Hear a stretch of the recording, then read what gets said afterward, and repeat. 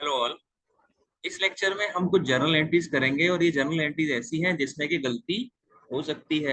तो देखो, इसमें पहली एंट्री क्या है, sold goods to Raju of list price 10,000 at 10% trade discount. तो हमें पता है कि ट्रेड डिस्काउंट को तो हम रिकॉर्ड करते नहीं है। तो मान लो आपका ये है बिजनेस और एक है राजू। राजू है, राजू को आप उधार बेच रहे हो, ठीक है। तो राजू कौन है आपका? राजू आपका डेटर है, ठीक है। अगर राजू का नाम नहीं होता तो हम राजू की जगह डेटर लिखते। और डेटर कौन होते हैं आपके? डेटर होते हैं आपके वो वाले कस्टमर जो आपसे उधार खरीदते हैं, यानी कि मैं लिख सकता हूँ क्रेडिट कस्टमर्स। तो राजू को आपने सामान बेचा 10,000 रुपए का, और उस पे आपने 10% का ट्रेड डिस्काउंट दिया 1,000 रुपए का, यानी कि एंट्री कितने अमाउंट से होगी? 9,000 के अमाउंट से होगी, ठीक है, क्योंकि ट्रेड डिस्काउंट को हम रिकॉर्ड नहीं करते हैं। उसके बाद राजू से आपको दो चेक मिले, एक तो 4,000 का चेक मिला और एक 4,900 का चेक मिला, ठीक है। और ये फुल सेटलमेंट में मिला। तो आप देखो, जब आपने 9,000 का सामान बेचा है और आपको 8900, 4,000 और 4,900 कितना होता है? 8900 होता है। तो यानी कि 100 रुपए का डिस्काउंट दिया है आपने। तो यानी कि इस केस में क्या होगा, डिस्काउंट अलाउड भी हम रिकॉर्ड करेंगे, और डिस्काउंट अलाउड की अमाउंट क्या होगी? 100 रुपए होगी, ठीक है।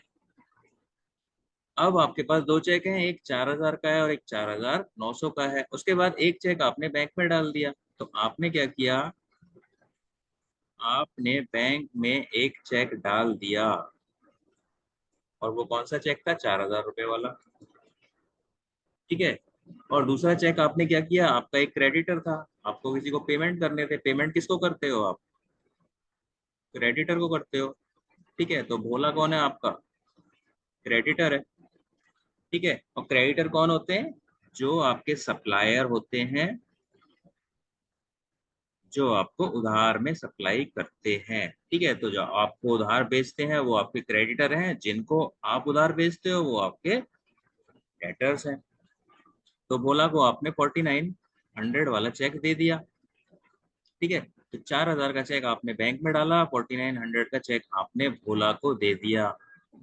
उसके बाद क्या हुआ, बैंक ने इन्फॉर्म किया राजू का चेक डिसऑनर हो गया। तो यानी कि ये जो चेक है ये हो गया डिसऑनर, यानी कि चेक बाउंस हो गया, ठीक है। तो जब डिसऑनर हो गया, तो देखो आपको एक रूल पता होना चाहिए। रूल कौन सा पता होना चाहिए? कि जब भी किसी से चेक मिलता है, जब भी किसी से चेक मिलता है और उस समय डिस्काउंट दिया जाता है, और वो चेक जब डिसऑनर हो जाता है, ठीक है, तो उस 100 रुपए के डिस्काउंट को हम क्या करेंगे? हम करेंगे रिवर्स, ठीक है। अब नॉर्मली आपने पढ़ा होगा कि एक ही चेक मिला और वो डिसऑनर हो गया, तो आपने उस डिस्काउंट को रिवर्स कर दिया।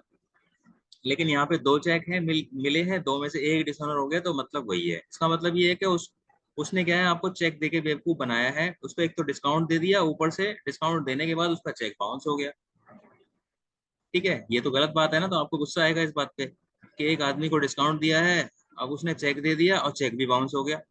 तो भाई अगर पता होता कि चेक बाउंस होने वाला है तो आप डिस्काउंट ही क्यों देते? तो अब क्या होगा, अब आप उसके डिस्काउंट को कैंसिल करोगे और उसको बोलोगे कि अब 4,000 नहीं लेंगे हम तुमसे, अब हम 4100 ही लेंगे। तो ये है रूल इसके अंदर, डिस्काउंट को रिवर्स करना है, ठीक है। तो जब डिसऑनर होगा तो डिस्काउंट को रिवर्स करना है, ये चीज आपको ध्यान रखनी है, ठीक है। तो अब देखते हैं इसकी एंट्रीज हम कैसे करेंगे। तो जनवरी 3 की एंट्री मैंने आपको बताया था, 10,000 में से आप 10% ट्रेड डिस्काउंट घटा दोगे। तो राजू को आपने सेल किया है, तो Raju debit to sales account. Format में नहीं बना रहा हूँ, फॉर्मेट तो आपको पता ही होगा, ठीक है। तो राजू डेबिट टू सेल्स कितने अमाउंट से लिखोगे आप? 9,000 से लिखोगे, ठीक है। उसके बाद जनवरी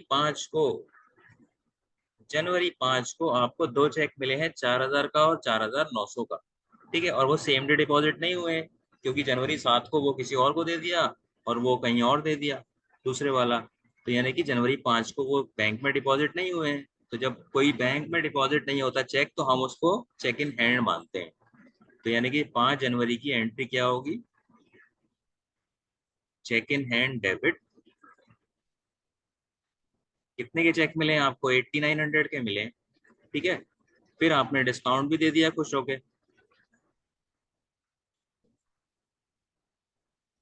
डिस्काउंट अलाउड को मैंने डेबिट कर दिया 100 रुपए, और मिले किससे हैं उसका नाम लिख दो, टू राजू, 9000।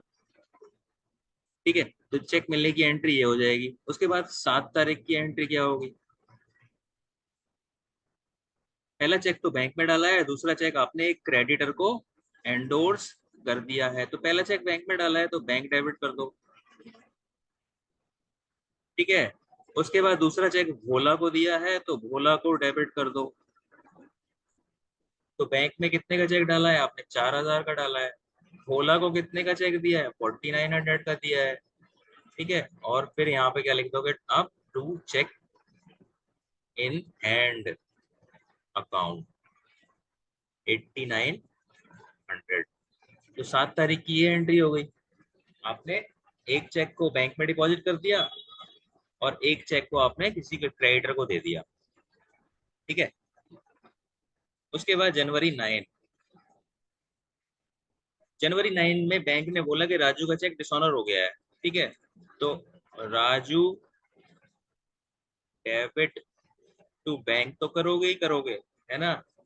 लेकिन बैंक से तो 4000 रुपए लिए उसने, अब उससे 100 रुपए जो डिस्काउंट है वो मैं रिवर्स करूंगा। तो टू डिस्काउंट अलाउड अकाउंट। ठीक है, अब राजू से मैं कितने पैसे लूंगा? 4100। ठीक है, तो यानी कि ये डिस्काउंट रिवर्स किया है, इसलिए मैंने क्रेडिट किया है। डिस्काउंट अलाउड कभी क्रेडिट नहीं होता है, वो तो पहले जो डिस्काउंट अलाउड जब दिया गया था, ठीक है, जब पहले डिस्काउंट दिया था आपने, ये वाला, ये जो डिस्काउंट अलाउड है ये 100 रुपए, इसको मैंने रिवर्स किया है। क्यों रिवर्स किया है? क्योंकि उसने चेक दिया है, तब आपने खुश होकर डिस्काउंट दे दिया।